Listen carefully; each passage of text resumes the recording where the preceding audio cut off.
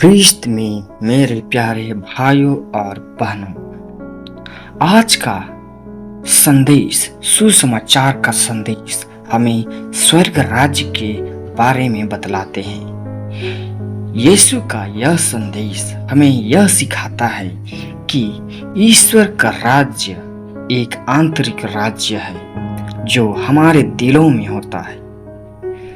यह राज्य किसी सांसारिक या भव्य रूप से प्रकट नहीं हो, बल्कि हमें अपने जीवन में ईश्वर के प्रेम, शांति और सत्य को स्वीकार करना होगा। जब हम ईश्वर की उपस्थिति को महसूस करते हैं तो हम यह देख सकते हैं कि उनका राज्य हमारे भीतर ही है। हमें याद रखना चाहिए कि यीशु मसीह की वापसी के लिए हमें तैयार रहना चाहिए, लेकिन इस बीच हमें उनके मार्गदर्शन के अनुसार अपने जीवन को चलाना चाहिए। ख्रीस्त में मेरे सभी प्यारे भाइयों और बहनों, ईश्वर का राज्य कब आएगा?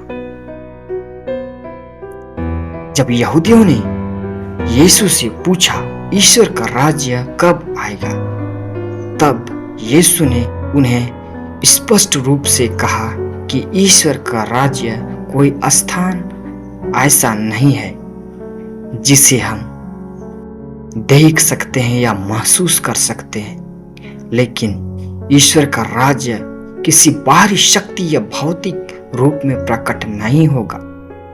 या यीशु ने कहा, ईश्वर का राज्य तुम में है, अर्थात यह राज्य आपके भीतर है, आपके हृदय में है। इसका अर्थ यह है कि ईश्वर का राज्य उस समय प्रकट होता है जब हम अपने जीवन में ईश्वर के द्वारा निर्धारित मार्गों पर चलते हैं। जब हम अपने हृदय को परमेश्वर के लिए खोलते हैं और उसके कार्यों को अपने जीवन में स्वीकार करते हैं, तब हमारे बीच में ईश्वर का राज्य उपस्थित रहता है।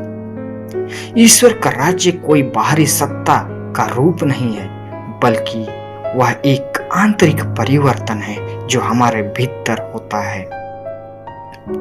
यह वह राज्य है जो ईश्वर के प्रेम, शांति और न्याय को हमारे हृदय में स्थान देता है।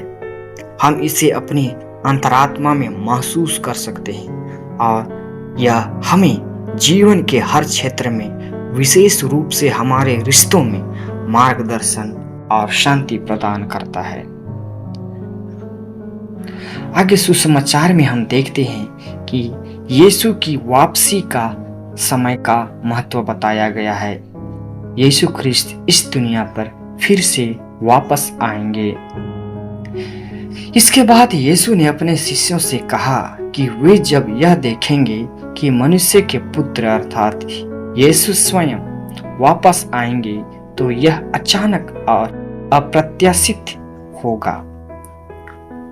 वह समय कोई ऐसा होगा जब लोग यह सोचेंगे कि ईश्वर का राज्य कहीं दूर है, लेकिन वह हमारे बीच ही होगा।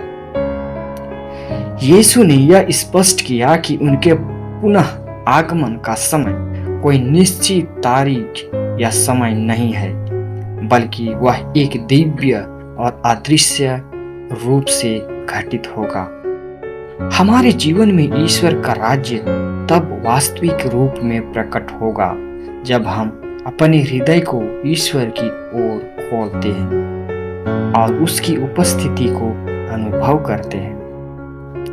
हमें यह याद रखना चाहिए कि ईश्वर का राज्य किसी समय, स्थान या शारीरिक रूप में नहीं आएगा, बल्कि वह हमारे भीतर ही प्रकट होगा।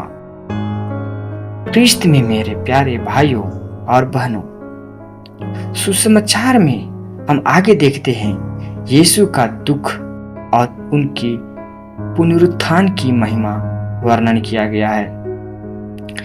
यीशु ने शिष्यों से कहा कि जिस तरह बिजली आकाश से चमककर पृथ्वी तक फैल जाती है, उसी तरह मनुष्य का पुत्र यीशु अपनी महिमा में प्रकट होगा वह समय आना चाहिए जब यीशु पूरी महिमा के साथ पृथ्वी पर वापस आएंगे। लेकिन इसके साथ ही यीशु ने यह भी कहा कि पहले उन्हें बहुत कष्टों से गुजरना होगा। उन्हें पहले यहूदी नेताओं द्वारा नकारा और प्रताड़ित किया जाएगा। यह एक महत्वपूर्ण उपदेश है, क्योंकि यीशु हमें यह बता रहे हैं कि उनके राज्य की स्थिरता और महिमा पहले से गुजरने वाले कठिनाइयों से जुड़ी होगी। हमें यह समझना होगा कि हमारी कठिनाइयां और संघर्ष ईश्वर के राज्य के भीतर एक आवश्यक हिस्सा है। ईश्वर का राज्य हमारी आंतरिक शांति, प्रेम और धैर्य के माध्यम से काम करता है, ना कि हमारे भौतिक सुख संसार हो। ईश्वर का राज्य हमारे भीतर है और उसकी महिमा को हम अपने दैनिक जीवन में, अपने कार्यों, अपने विचारों और अपने संबंधों में अनुभव कर सकते हैं। जब हम इस राज्य को स्वीकार करते हैं तो हम न केवल अपने जीवन में शांति पाते हैं, बल्कि हम दूसरों के लिए भी एक आशीर्वाद बनते हैं। ख्रीस्त में मेरे प्यारे भाइयों और बहनों, आइए हम प्रार्थना करें कि ईश्वर के राज्य को अपने जीवन में महसूस करें और उसे सभी लोगों तक फैलाएं, ताकि सभी को उसका प्रेम और शांति दुनिया में मिल सके। आमीन।